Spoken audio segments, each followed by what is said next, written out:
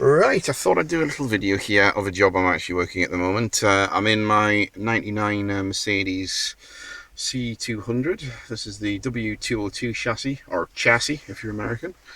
And basically this is for the heater blower motor, which has failed. There's a few tests you can do to determine whether it is the blower motor or the switch itself.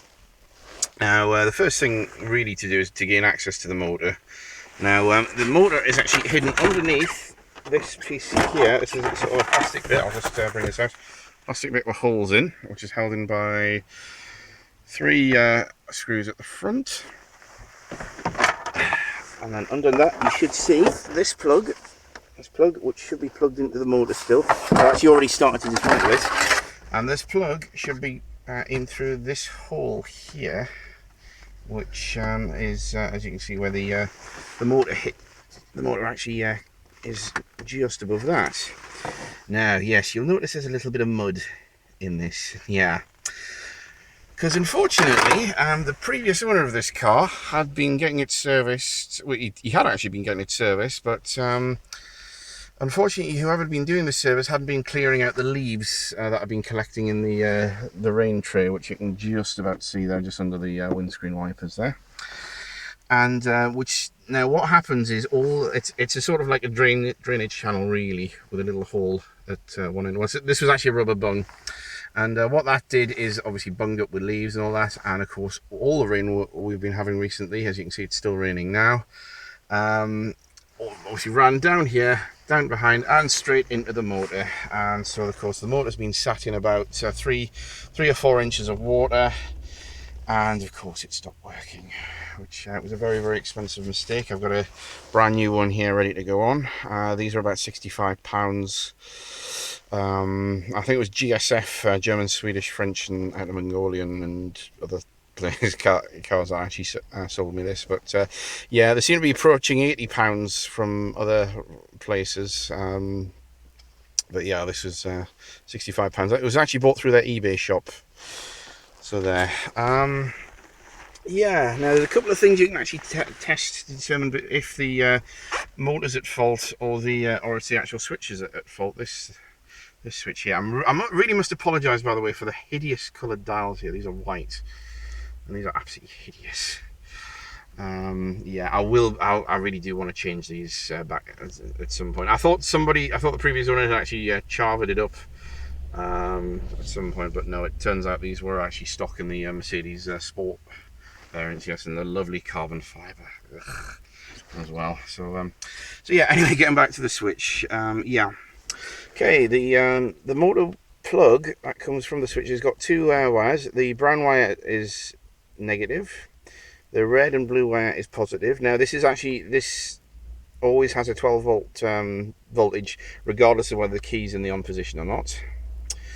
And this middle sort of white wire here is that is actually a feed directly from the switch. Now what this does, this varies it from 0 to 12, and there's actually, the motor has a resistive sort of dropper type thing with a massive heatsink on it, and that sort of that varies the motor speed. Now I did actually I've already tested the feed on here. I have found this switch is slightly faulty as well. The 4 and 5 position switch don't seem to vary much over 7 volts, and when you actually switch it on to 0, it's still pumps about 1 volt through, so the motor still spins very, very slowly, which is something I need to sort out as well. So yeah, so it's, although I have determined that there is a fault with the switch, I bypassed the motor and put 12 volts through it, and it wasn't happy. There was sparks everywhere and there's loads of crap flying out there. So yeah, so I've just decided to replace it. So I'm going to do that now. In order to get the motor out, I'm not going to actually video this because it's really dark in there. Okay, we basically just need if you can see that, we're looking at a T20 star or Torx. Okay, that's all you need. There's 3 of those holding the motor in there, which you can. Oh no, there's actually 4 of those holding on this motor there, which you can see are there. Obviously, this motor is pointing upwards in the car, so there. Right, so there we go. But really is if you want to save yourself 65 quid, clear every time you do a service, or even once a month, just for God's sake, just take the tray out and just clear all the leaves and crap out of it, because otherwise it's a very expensive mistake.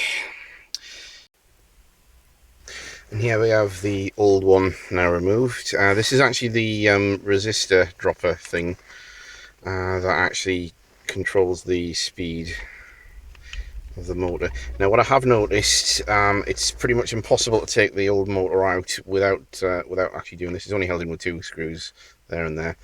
If you take that out, then you can actually get access to this screw as well. But let's say this is the old one. As you can see, it doesn't look actually too bad from here, but when you really have a look inside, it's absolutely rotten. You see everything's corroded, the copper's gone green in places. It's not good. So yep, so that's it. That's this one, and I'm gonna just test this, and hopefully I'll have heating again over winter, because it's been a pretty harsh winter already. So yeah, as you can see, I've got an absolutely useless electric plug-in heater here. That clears probably about just enough to actually be able to see when it's not too bad, but yeah, in a really severe winter weather, it's just useless. So right. And just to show you how knackered this switch is, when it's at 0 position, the motor's actually still getting 8.97 volts. Position 1, well, position, it's not really at position 1, it gets 9 volts. 2 gets 10 volts. Yeah, and look at that. So we're at 3 already here, and we've got 12 volts. 5, we're still getting 12 volts. So yeah, it's not brilliant. It'll work for the moment, but yeah, this switch has pretty much had it, I think.